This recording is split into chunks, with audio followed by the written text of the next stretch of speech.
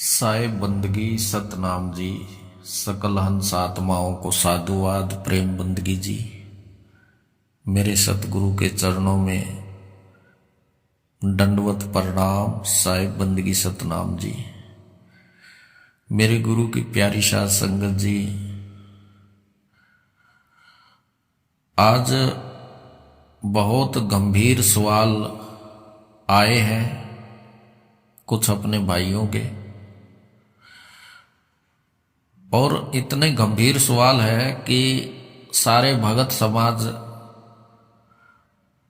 अगर इसका समाधान हो जाए तो सारा भगत समाज सुन के धन्य हो जाएगा। तो इसलिए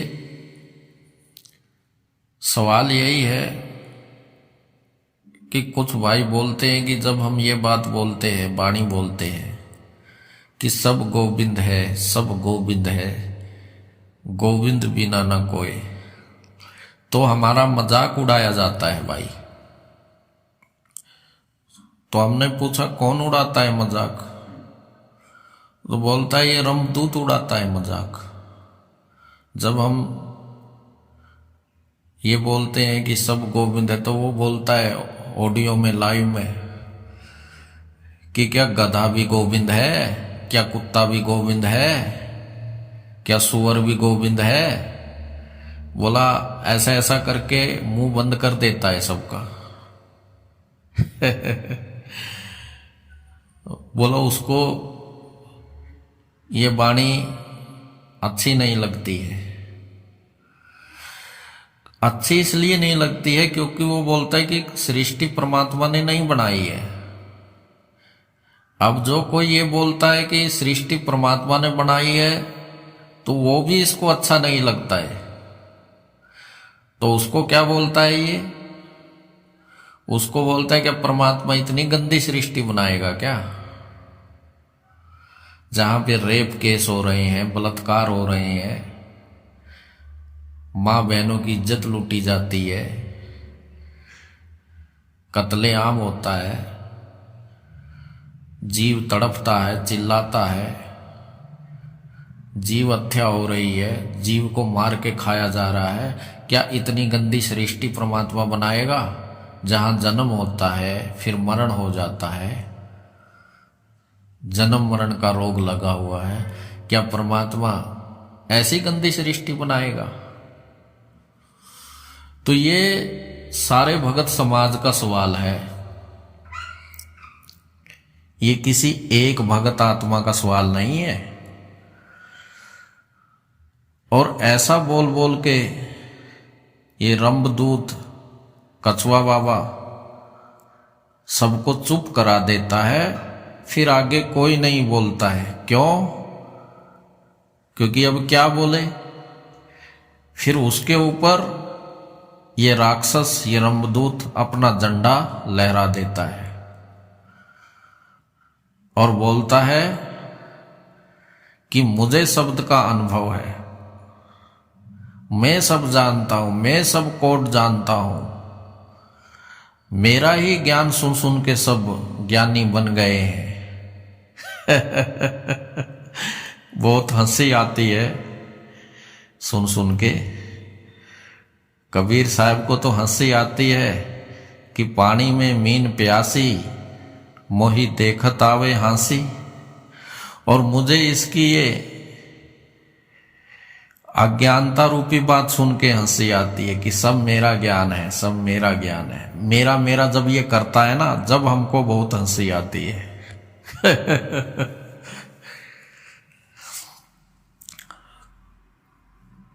आज इसकी बात का मुंह तोड़ जवाब दिया जाएगा। इसके दोनों गालों पे खींच खींच के थपाड़े मारे जाएंगे रंबदूत को। ये बोलता है कि क्या गधा भी गोविंद है, क्या सुअर भी गोविंद है, क्या कुत्ता भी गोविंद है? तो हम बोलता है कि हाँ भाई वो गोविंद है, सब गोविंद है, सब गोविंद है, सब गोविंद है, गोविंद बाजो ना कोई, सब गोविंद है, गोविंद बिना ना कोई। अब दिखाते हैं कि गोविंद कैसे हैं, कुत्ता सुअर सब गोविंद कैसे हैं। क्या संतों ने ऐसे ही बोल दिया क्या? संत अनुभव करके बोलते हैं, बिना अनुभव संत कुछ नहीं बोलते। और ये संतों का मजाक उड़ाता है, उनको गलत साबित करने में लगता है। तो इसको नहीं पता है कि कुत्ता गधा ये सब गोविंद कैसे हैं। आज इसको बताते हैं कैसे हैं गोविंद। भाई कुत्ता अगर भौंक रहा है, बोल रहा है, चल रहा है, फिर रहा है, तो भाई उसमें गोविंद है जभी तो चल रहा है। चलो गोविंद नहीं तो आत्मा है जभी तो वो बोल रहा है, भौंक रहा है, जैसी उसकी आवाज है निकाल रहा है।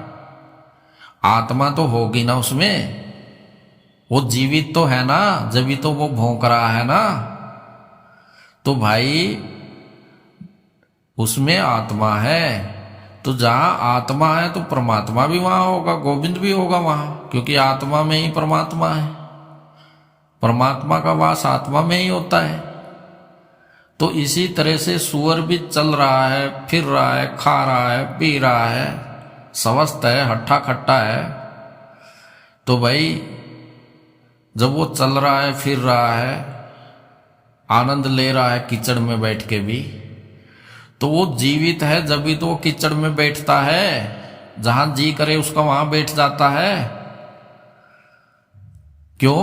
क्योंकि उसमें आत्मा है, इसलिए वो चल रहा है, फिर रहा है।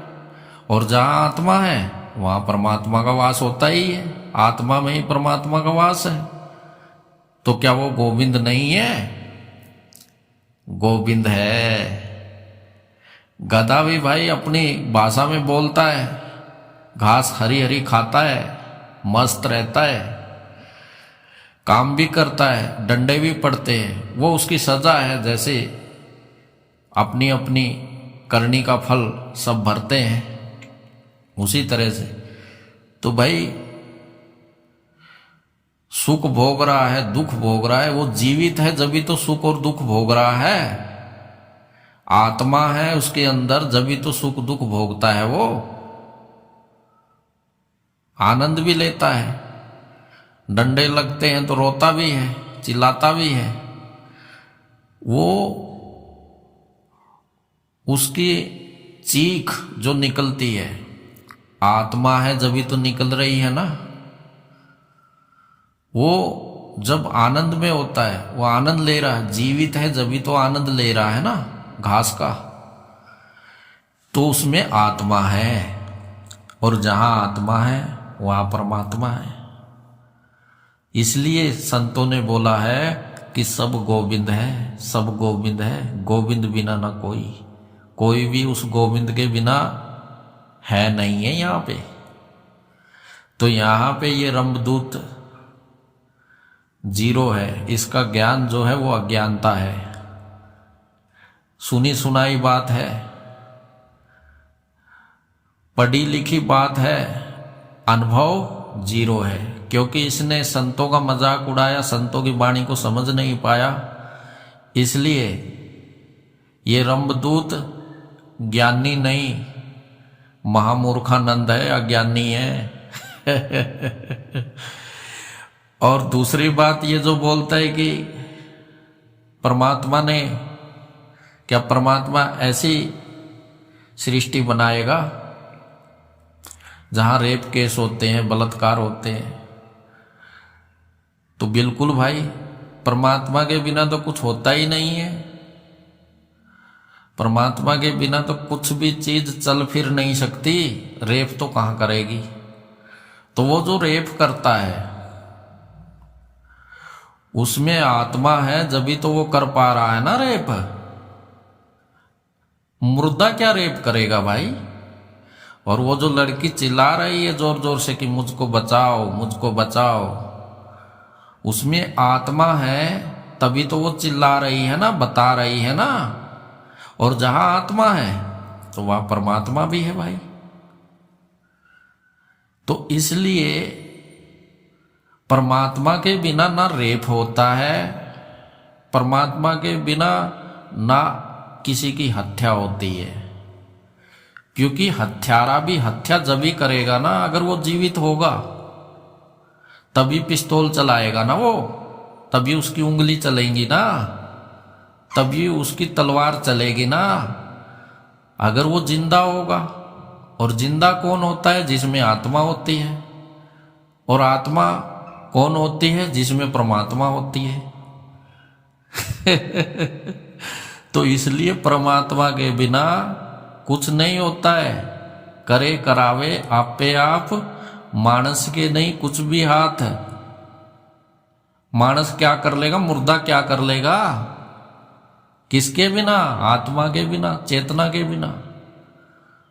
तो भाई यहां पे इस रंभदूत का ज्ञान पे लाल स्याही से कांटा मारते हैं, और ये मेरी ऑडियो जन जन तक पहुंचाई जाए ताकि इस रंभदूत का पर्दाफाश किया जाए। और भाई ये जो गुरुआ बना बैठा है ना, शिरोमणि संत बना बैठा है, इसकी मणि हमने निकाल ली है, अब केवल जख्म है इसके सिर में। और कुछ नहीं है। और अभी तो इसकी मुंडी भी काटनी है भाई। जिसको ये पुकार रहा है कि वो आने वाला है कलगी, वो किसकी मुंडी काटेगा? उसका अवतार क्यों होगा? ये कभी जाना है किसी ने? अवतार कब होता है ये किसी ने समझा है आज तक? अवतार जब होता है जब कोई हद चक देता है जुल्म की। और इस कलगी, इस रंभदूत ने तो हद चक दी है संतों की वाणियों की। संतों की वाणी उठाता है और अपने पे फिट करता है कि ये वाणी मेरे पे बोली है, ये मेरे पे फिट होती है। अच्छा जी भाई, ये राक्षस है, शैतान है, रंभदूत है। कबीर जी ने संकेत दिया है मदन पंथ में कि एक रंभ का दूत आएगा, बहुत सारे जीवों को भरमाएगा। तो क्या ऐसे ही बोला है क्या? उन्होंने इशारा ऐसे ही किया है क्या? नहीं भाई, संत वचन पलटे नहीं, पलट जाए ब्रह्मांड। तो अब ये बहुत सारे जीवों को इसने भरमा दिया है ज्ञान के नाम पे, अज्ञान के नाम पे। क्योंकि ज्ञान तो इसे है नहीं, अनुभव ज्ञान तो इसे है नहीं है। इसको थोड़ा बहुत, बस 10 साल राधा स्वामी में धक्के खाए इसने, 10 साल मदन पंथ में, तो थोड़ा बहुत इसको ज्ञान हो गया। बस उसी में इसने सोचा कि बस अब तो मेरे जैसा तो दुनिया में कोई है नहीं है। साथ में अहंकार हो गया। तो वो जिसमें अहंकार हो वो ज्ञान किस काम का है? तो भाई इसी तरह अहंकार रावण को भी हुआ था। तो फिर राम को आना पड़ा अवतार लेके। इसलिए पहले राक्षस आता है, अवतार तो बाद में आता है। उसको तो आना पड़ता है क्योंकि उसकी हद वो चक देता है। अब इसने हद चक रखी है ज्ञान की कि मेरे जैसा अनुभव ज्ञान किसी को नहीं है, मेरे जैसा आत्मज्ञान इस जगत में नहीं है, मैंने ही सबको ज्ञान दिया है, सब जगह मेरा ही ज्ञान चल रहा है। तो इसने हद चक दी है, जैसे रावण ने चकी थी, हिरणाकश ने चकी थी कि मैं ही भगवान हूं, मैं ही भगवान हूं। तो हिरणाकश्यप ने जब हद चकी तब नरसिंह ने अवतार लेना पड़ा। और जब कंस ने हद चकी तो कृष्ण जी ने अवतार लेना पड़ा भाई। ठीक है, रावण ने हद चकी तो राम ने अवतार लेना पड़ा। तो इसी तरह अब इस कली काल ने हद चक रखी है कि आत्मज्ञान के नाम से जगत में शोर मचा रखा है इसने। क्योंकि ये राक्षस है, शैतान है, रंभदूत है ये, इसलिए इसने हद चक रखी है। इसलिए इसको काटने के लिए कली की मुंडी, कलगी को प्रकट होना ही पड़ेगा कहीं से भी। तो इसलिए अब इसका ज्ञान पूरा कट रहा है और आप सब साथ संगत के सामने ही है। तो भाई हद चकी हुई अच्छी नहीं होती है। और ये ऐसा शैतान है, ऐसा राक्षस है, माता बहनों से, कुंवारी कुंवारी लड़कियों से, 16-16 साल की लड़कियों से तेल की मालिश करवाता है। इसको संत समझते हो आप लोग? दुष्ट को, शैतान को। अरे ये बुड्ढी को भी नहीं देखता है, उससे भी अपनी मालिश करवाता है। तो भाई शर्म करो साथ संगत जी, आपको शर्म आनी चाहिए कि आप संत के भेष में एक कली काल निरंजन के जाल में फंस चुके हो बुरी तरह से। ये बात ध्यान में रख लेना, क्योंकि इसका हर ज्ञान कटेगा ना जब आपको समझ में आएगी कि हाँ ये बात सत्य है। और ये जब पलटी भी नहीं मार सकता, अब ये इस बात से पलटी भी नहीं मारेगा, पलटी मारेगा तो संगत इसको पकड़ेगी क्योंकि इसने अपनी रचना जितनी रचनी थी वो रच दी है। इसकी मेन रचना क्या है? इसकी मेन जड़ यही है कि परमात्मा ने सृष्टि नहीं बनाई है। तो अब यही रचना खत्म कर दी जाएगी, तो इसका जो रचना थी वो सारी नष्ट हो जाएगी। तो मेरे गुरु की प्यारी साध संगत जी कलगी की तलवार अब कली पे करेगी वार। अब बच नहीं पाएगा ये रंभदूत सरकार। मास्टर बना हुआ है, ज्ञान का मास्टर अरे अज्ञानी महामूर्खानंद, तुझे आज तक ये अनुभव नहीं हुआ कि करे करावे आपे आप, मानस के नहीं कुछ भी हाथ? ये अनुभव नहीं हुआ तुझे आज तक कि उस परमात्मा के बिना कुछ भी हो ही नहीं सकता, हो ही नहीं सकता। तो तुझे आज तक ये नजर नहीं आया, क्यों? क्योंकि अनुभव नहीं है। अनुभव ज्ञान बिना सब झूठा, झूठी हाट लगाए। ये बाणी बोलता तो है ये, लेकिन उल्टा चोर कोतवाल को डांटे।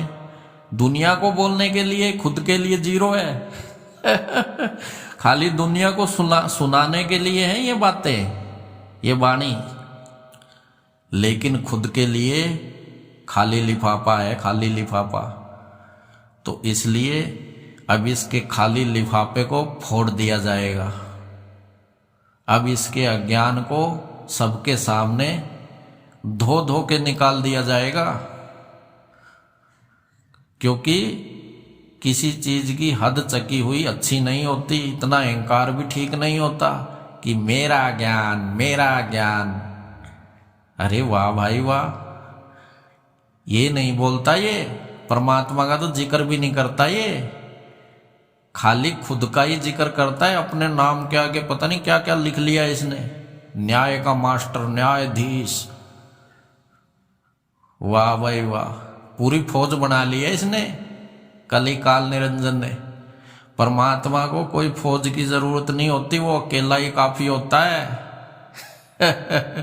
उसको कोई जरूरत नहीं होती किसी फौज वोज की भाई। तो इसलिए मेरे गुरु की प्यारी साध संगत जी, आज के लिए इतना ही है। ये मेरी ऑडियो उन विवेकी भाइयों तक पहुंचाएं जो इसके जाल में फंसे हुए हैं, ताकि वो निकल जाएं भाई। तो सबको मेरा साधुवाद है, प्रेम बंदगी है।